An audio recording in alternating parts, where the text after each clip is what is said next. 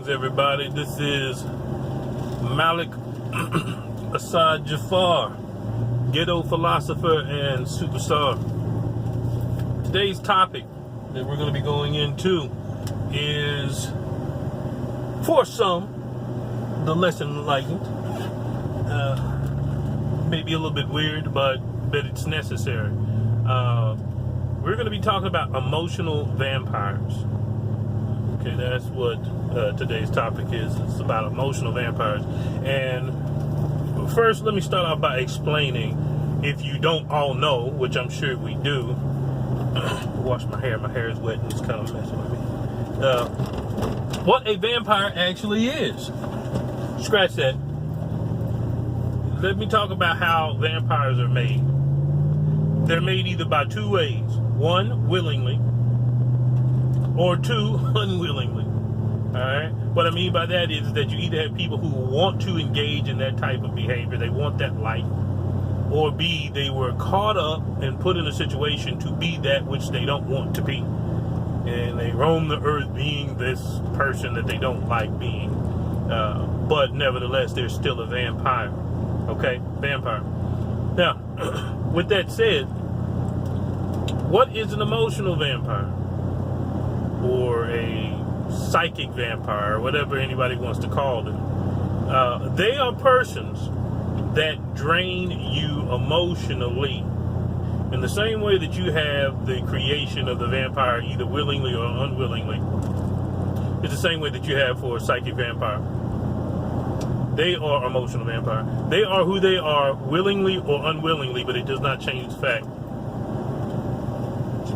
that they are what they are, and they do what they do, intentionally or unintentionally.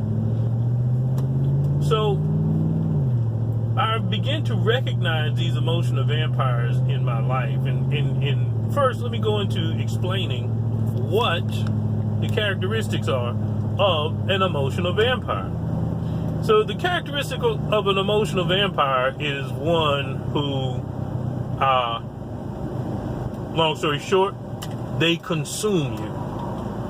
Good or bad, they consume you. They draw from you, never giving anything back. The vampires take and they don't give anything back. That's what an emotional vampire does. Either you have people who use your presence, your being, your circumstance, your situation to elevate their position, circumstance, situation. Okay, positively for you, but they never give anything back to you out of their interaction. They take. Or you have a person who will take your energy in such a way, meaning they will complain about their sickness. They will complain about politics. They will complain about certain dynamics that they've got going on in their life. Basically, they shit on you. Okay, they shit all over you and don't clean you up. They shit, and then after they end up doing that, they feel better, or they just feel, quote, normal. They don't feel better. They may feel normal because that's what they normally do. And because your frequency, your vibrational mechanism within your body knows something's wrong with that, but for whatever reason it is, you don't stop them. You don't protect yourself. You don't keep yourself from getting bit. You willingly get bit. And those people who continuously get bit are the ones who are in a position to become emotional vampires and complain about shit and talk about stuff and not need a resolve. It's not that they don't need a resolve. They need a resolve. They just don't know how to receive it. They don't know how to achieve what they want out of their certain situation. So what is normal to me is that I'm going to complain about this until something spontaneously changes in my life. Okay? That's that creation of a person who's unwilling to be an emotional vampire. In my career and what I do, what I found out was that I was a cow. Okay?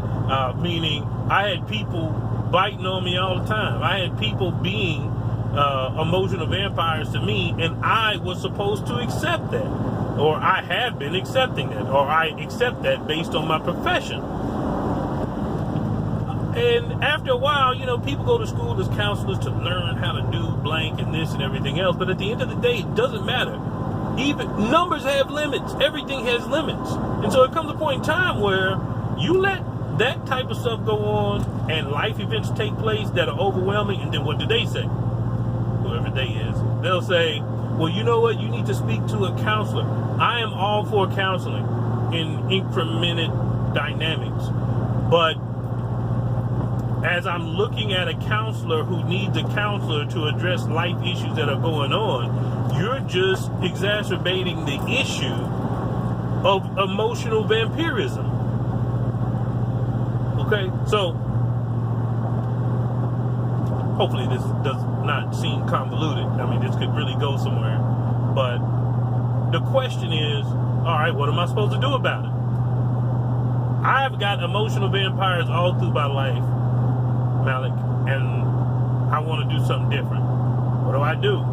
Well, the first thing you do is you respect yourself. Because if you don't respect yourself, and you may say you respect yourself, but if you don't respect yourself, why should they? Meaning, you're letting them shit on you. Why shouldn't they? You ain't saying not to. You're not telling them to stop. You're not putting your figurative cross up. You know, you're not saying stay back. You're not protecting yourself. If you are allowing it to happen, you are a willing participant of emotional vampirism. Now, I'm not just speaking to y'all, I'm speaking to myself as well, because again, as a counselor, you have to be careful, because some people will come into your office and they don't want resolution. They just want to shit on you. They just need to purge that, and then when they leave, they don't do anything different. They keep doing what they do. And then you've taken on their stuff, if you will, and let's say you don't. Well, you see 7 people in one day, and then you work 5 to 6 days out of the week, and then you work maybe not 365 days in a year, but you damn sure work 200 days in a year. Damn for sure that. So when you think about it, and I say damn for sure 200 days, it's more than that. But the point is this: how long can you tolerate that without needing a cleansing, without needing a new perspective, without needing a new direction? I'm going over 10 years, and I'm a contract worker, so I don't have days off. I work. Rain, sleet, or snow, you don't work, you don't eat. So I've been able to really reflect on this dynamic for quite some time. And when I say respect yourself, that's going to be different for every one person. You need to sit down and identify, what does respecting myself look like? What does it mean to respect myself? Well, I've never done it before. How am I supposed to know? Well, that's where you sit down and you get a pen and pad, and you look at the things that you feel make you feel respected in regards to an interaction with another person.